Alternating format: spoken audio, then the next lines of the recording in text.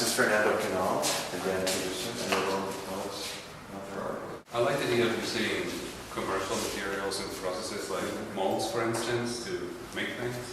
So I made this mold, these babies, frame babies, to exemplify the idea of politics today. It's just a spectacle, it's a circle, it's a circus, and it's really just whoever can cry or shout the loudest really has an audience.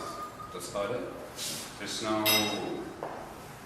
There's no depth to what we're saying sometimes, and there's not much else other than the spectacle of it, whether it be it for financial or political gain.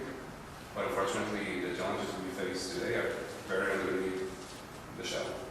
And this piece, more so than the others, is so timely this week, after so many of us are so disappointed about the election results.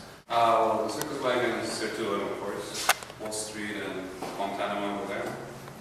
But that one was more the idea of reducing people to things, to almost to animals.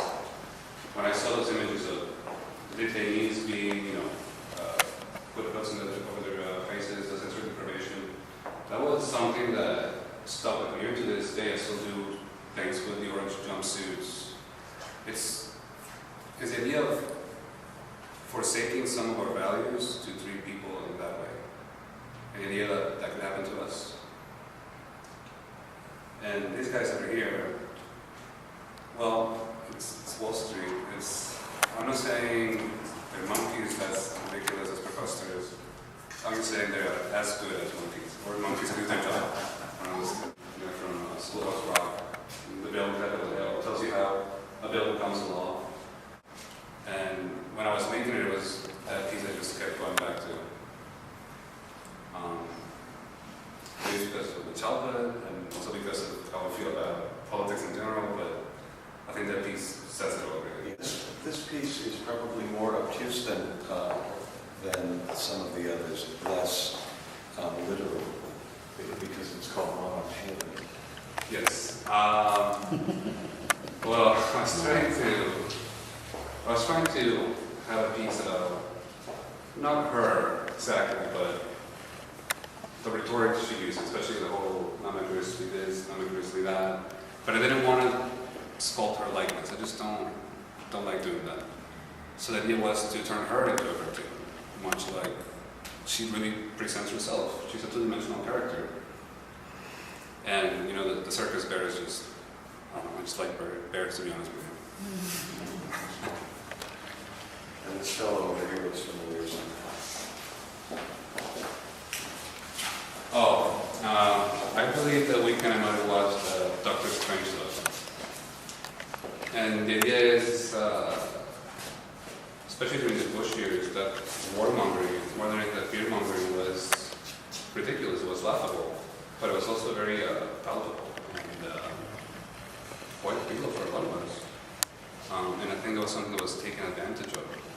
So I wanted to make this really martial, resolute figure, but just put those accents of really what's beneath the appearance, which is just a joke.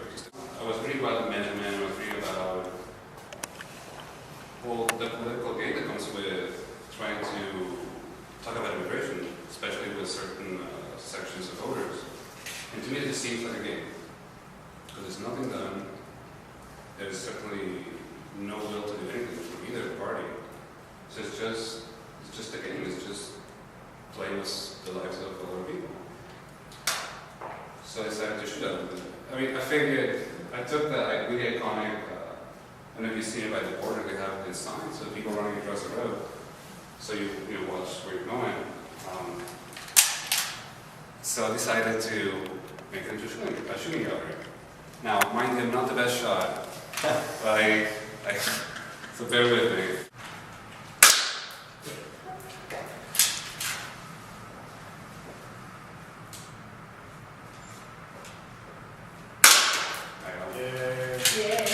It allowed me to nerd out a little bit. Well, this guy, I believe he got into a lot of trouble for some racist comments he made online. And when I saw this, this advertisement was a very desperate attempt at playing that off. It really was. So I'm just trying to make that even more ridiculous. But what inspired her was one of his usernames for online was Thucydides, and that rang a bell. That's actually a disgraced Athenian general that's really credited with being the father of realpolitik, which is, politics being functioning just for convenience rather than principle. So his most famous contribution was actually what they call the Melian dialogue, which is actually he made up, but it's Athens laying siege to the city of Melos. So the Athenians said, well, you can surrender because we're mightier, and we'll just do whatever we're going to do. Or you can't, and we'll still do it. So the Melians said, well, we're trying to appeal to your sense of decency or culture, your Athenians. And they said, the phrase that really sticks out, he said that we suffer as they must, and the powerful do as they will. See, to me, just the fact that he had that as a persona says a lot about the man, the fact that everybody has to be conformed to that same standard that he has. So that's the idea behind this painting. And it just allows me to nerd out on classical history, which, why not? Why not?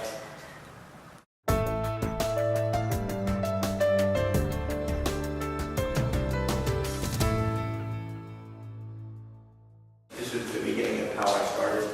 I usually start with a skeleton and a piece of wood, and then I just build upon it. I found painting to be too flat for me, so I was trying to devise ways to get more dimension in what I did. And then by using found objects, and most of the objects, more so now than then, I'm using only objects that I would either manipulate or make myself, and then build it up. So it becomes very personal for me when I do these. I don't really have an agenda when I do these. It's just a matter of fervor, and it's just most of these. I believe most of these were all done in one time, whether within 6 hours. I would just do it completely, and it was kind of like eating a meal, and I would be done with it, and then it would be, there it was. Most of this was, other than like the obvious things from Pulse magazine and things like that, these were really things that I had made in some way or another, and gone back and reused, or kind of, they randomly end up in where they go. Like, this one was the beginning. This one was the beginning of, I had like 10 or 11 sheets of watercolors and pictures, and I cut them up in pieces, and then I just used them randomly throughout, even on the borders and things like that. So I just reused them all to make something different. And somebody was asking you said to me recently, about the way that you include your signature in your work. Yeah, I took a seminar in Gilbert recently, and they were really turned off that I put my name on my pieces. Maybe because they're so large, or something to that effect, but maybe I'm making fun of myself at the same time, because there's a little sarcasm in putting my name down there like that. But I find I smile when I do it, so it's... Again, much flat work has a signature on it of some kind. So it seems strange that it's just anyone would criticize you for putting your name on it. I don't know whether they were photographers, because but a lot of them were, and I think they just, instead of looking at it, they went directly to a word that they were, something that they wanted to look at. This is my attempt at doing black and white. So I didn't know, it's very difficult for me just to live with just black and white, and so this is my attempt at it. I found that the more texture I got out of it, and more so now than I like the fact that I can use paint with the China marker and what I can get out of that. So I'm much more excited about black and white now and how I can use it. And the more I do these, the better I get, and the layers I get from them. So. How do you feel kindly with people who want to know what your work is about? That's tough, because I don't really, it's just so much the process for me. It's, when I finish with them, it's just, it's a euphoria that the fervor and the frenetic energy about that. But it's, It's a question that artists get asked a lot, and when I'm looking at it, thinking about your work, I always think, boy, it must be hard to be nice when you're answering that question, because there's so much. generally what I'll get is, in the past, is that, my daughter could do that, or, I get that comment. Sure, that's an old one. I do get that a lot, though, and in fact, one lady came to me and she said, "Oh, do you mind if I take a picture of this? I really want my daughter to see this so that she can, I thought, well, if I can inspire someone younger, that's even better." Okay. But, no, it's, yeah. Yeah, that's certainly true for a lot of primitive work. People just have to say it.